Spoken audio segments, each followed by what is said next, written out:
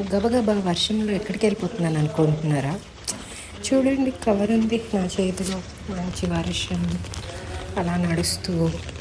వర్షంలో మనకి ఏం తినాలనిపిస్తుంది అమ్మా జనరలీ. సో నేను ఏం తెచ్చుకున్నాను చూద్దాను కదండి.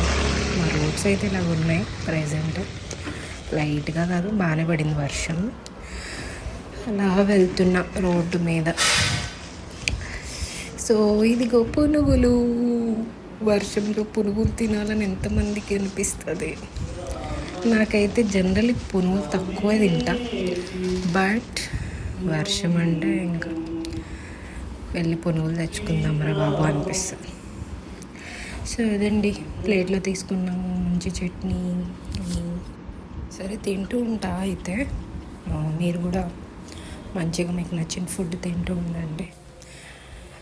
పునుగులు అయితే సూపర్ టేస్ట్, చాలా బాగున్నాయి.